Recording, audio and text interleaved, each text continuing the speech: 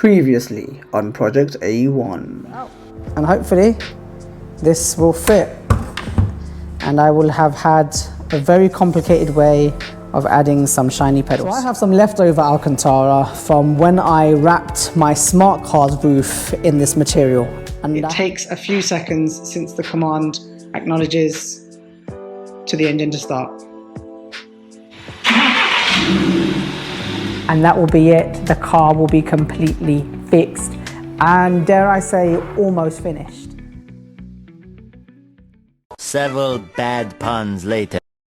Since the alloys and the suspension has been changed, the alignment was key, so we've done that. Speaking of alloys, I haven't really come back to this part and shown you guys the springs. The iBack Pro springs are on. The car has settled now and it sits quite nicely. There's not much of a gap. Like I can just about get maybe a finger or two in there. It sits much nicer. We've got the S1 brakes on the front and they work really well. I have tested it out. It does stop immensely good. So that's really good. However, we had a problem with the rears. Now back here, the suspension's fine, the alloys are on, but you see there's no red brake caliper. And that's because we couldn't fit the S1 brakes on. Turns out, being that the S1 is a Quattro, the rear setup is completely different. And we had issues trying to get these babies on. They won't fit onto the current setup. They don't line up right. And after much research now, I found out the S1 setup for the rears don't fit the A1. Bit of a disappointment, considering I've got the whole kit, the shields, the discs, the pads, the carriers, got it all, but that is all now going to be sold. And I need to replace them with what I'm told is the Mark IV GTI setup. So if I get my hands on the Mark IV GTI rear brake setup, I will upgrade those. It is on my list of things to do, but caught me off guard, so now I have to go shopping and find some. 4 to 6 weeks later. So the A1 has been at my house for the last couple of weeks. I've been driving it every day, and I have to say, it's actually a really nice car to drive. However, the other day, I was driving the car and a little incident happened. So I was driving the car on a dual carriageway, minding my own business on the left-hand side of the lane, going around 50 miles an hour, when all of a sudden a log drops out from nowhere onto the floor right in front of my car, and the next thing I hear is a thud.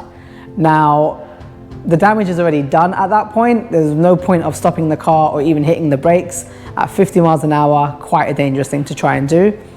And so I just carried on driving, got home and parked up the car, got out to have a look at what happened, and this is the result. So firstly, the cap that covers the headlight washer has disappeared. I have no idea where that is. In here, the headlight washer itself, the head of it has been snapped off. I'm not sure how that happened. And then the main part of the damage is I have a giant hole in my grille. I've been using these. Now these are called Twist and Fix. And I've been using these as my number plate holder. Now this one was actually mounted right here where this broken section is. And luckily, even though it snapped, it was still holding onto the number plate and it was just hanging on for dear life. So I managed to not lose that. I've moved it over a couple of the honeycombs across, and I've been having the number plate mounted on it. Perfectly fine with both of the twist and fixes still there. The parking sensor here was knocked out of place. I managed to put my finger through and put it back into its place so I could carry on driving for the last couple of days while I've been waiting for a replacement grille to come. If I look into the grille where the damage is, let me put a light on it, and you might just be able to see right down there, there's a piece of the log that went through the grille and it's still down there. So yeah, the good thing is it hit the crash bar. The radiator hasn't been damaged. There are no coolant issues. There's no leaking water. It went in. You can see the damage mark that it made there, hit that and dropped down. Obviously the grille is gone. It's cracked here. This needs to be replaced. Today's task is to take the front bumper back off, replace the washer jet in there, replace the grille, and see if there's anything else that needs doing behind the bumper, and hope for the best.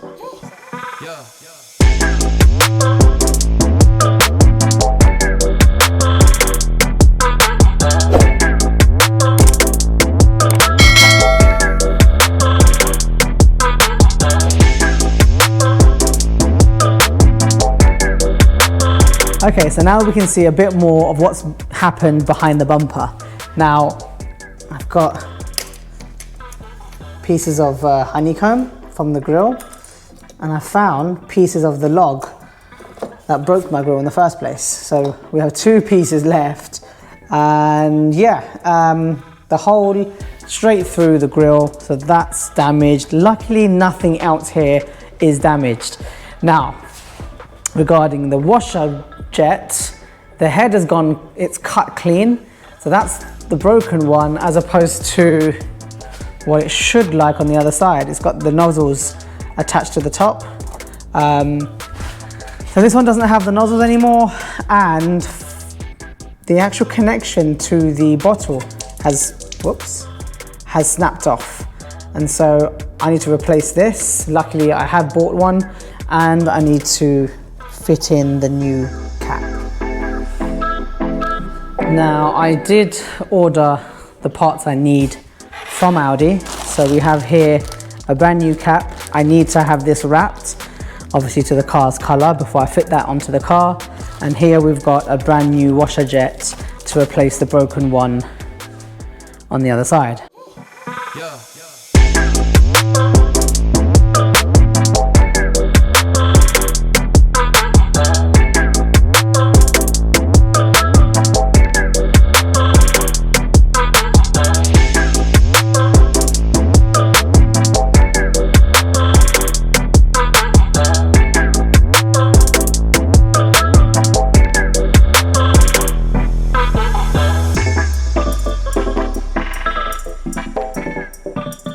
Okay, so the grille is now fitted to the bumper. That's all been repaired properly. We've got the Quattro logo along the bottom with the black rings, and it's just fitted together really nicely. No issues on the grille side. However, we do have one problem, and that's with this washer cap. So the cap that we have, it fits it perfectly. However, there's a problem, it doesn't secure itself. So on the inside of the bumper where the cap fits, you can see on the passenger side, it has this bracket, and that's what the actual cap attaches to. It's spring mounted onto the actual bumper so that when the washer jet needs to, it can push it out and let the water out. Now on the driver's side, you can see that the spring mounted clip is missing. This got knocked off along with the cap, and now we have to buy one and replace it. As I didn't see this beforehand, before I took the bumper off, I wasn't aware. I thought just the cap had gone missing. So we need to order one in, get it secured to this bumper, and then we can secure the spring mounted clip to the actual cap. So at the moment, seeing that the cap will just fall off without the spring mounted clip, we're going to remove this off the bumper and we'll put it aside. I'll get it prepped up and ready, I'll get it wrapped, but for the time being, I'm not going to fit it, and we'll get the spring mounted clip ordered in. Right, so now that I've done the bumper, we'll get onto that as soon as that part turns up. There are a couple of other things that I've done on the car. So firstly, I swapped out the 4-ring logo puddle light for the S logo puddle light. Now, this is also a factory Audi part. It looks really cool. I had one spare, and then I looked and I thought, you know what, let me just chuck it into the A1. It's such a cool little light. Now, I've still got the 4 rings on the back doors, so that's still there, but I thought it looked cool to put the S light at the front. The other thing I've done are these illuminated S logo sill plates. Now, these are straight replacements for the factory sill plate that sits here. Although these are from an Audi A3, they are a bit longer, but it still fits in the curvature of this sill. Really simple to do. All I had done is heated up and lifted up the old one, fitted this one in place, and I wired it into the car's electrics. And so every time I open the door, that lights up. Now, I've said it before that I've wanted to change this glass for a very long time.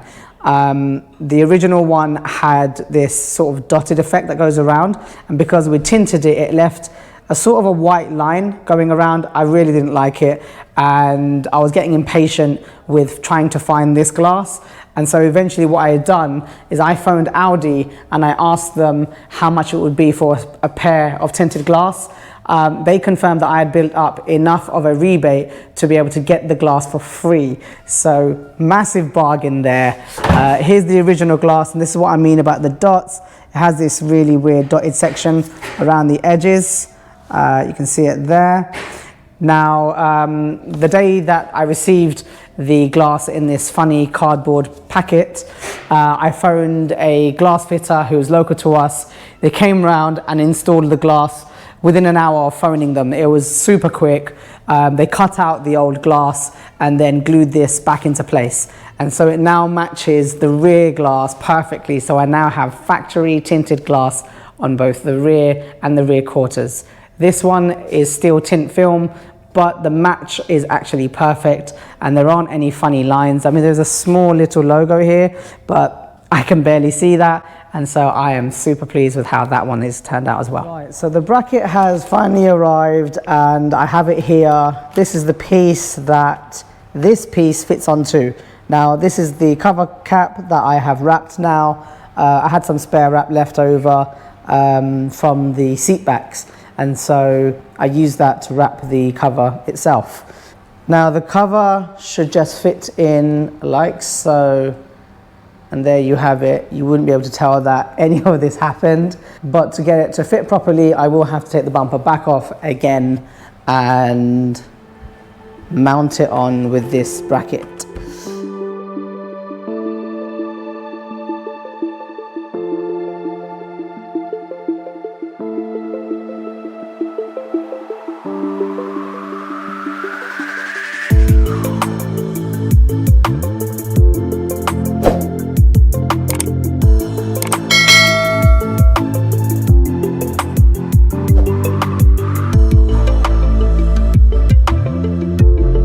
Okay, so it's done. It was so simple to do. The bracket literally fits onto the clip on the bumper and then it spring mounts. And then from the outside, you literally just push on the cover cap onto the bracket. And that's it. It will hold it in place. And that's that. So I can now put the bumper back together really quickly, and that's that done.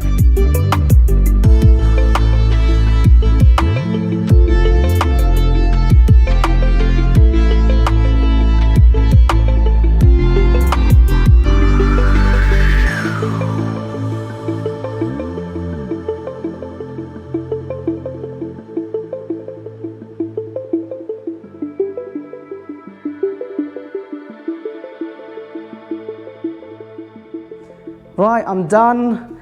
The front end is repaired yet again.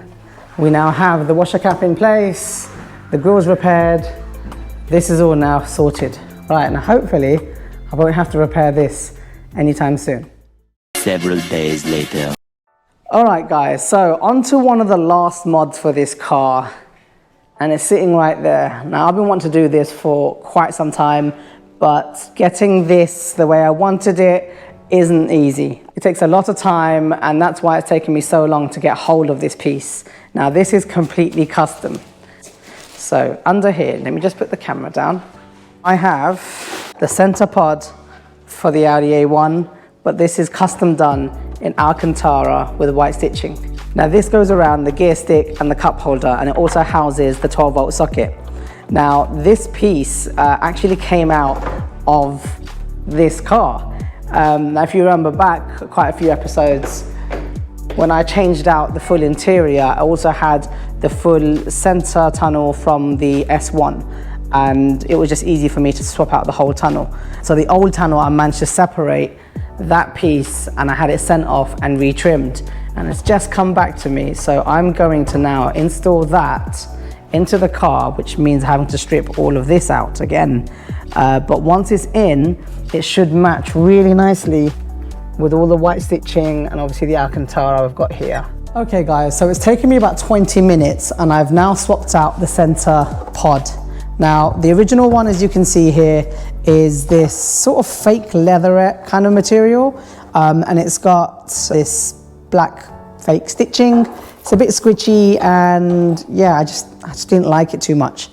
So in its place, now I've put a light in here because it's quite dark, it's hard to see, but in its place we've got the Alcantara one now, and it looks way better, and the stitching now matches the seats, the gear stick, the handbrake. It all comes together as a really good package. And yeah, I absolutely love Alcantara, so this fits in perfectly, matches with the steering wheel and also the Alcantara door panels I have here. And now combining the Alcantara door panels, the S logo lights on the floor, the S seals on the door, the Alcantara pods, and all the other little touches I've done in this car. I have to say this has turned out to be quite an amazing project. Now I'm not sure what I will be doing next, or if this is the end of the project itself. I am running out of ideas. I'm not sure what else I would do to this car. There are a couple of little things that I still want to address. The rear brakes haven't been changed, but apart from that, there isn't much else that I can think of doing on this car. Now, if you guys come up with any ideas, feel free to shout me out. Let me know what you think, what other mods I could get away with, what other things I should try doing. Let me know in the comments below. But for now, I think Project A1 is almost wrapped up. What an awesome project it's been.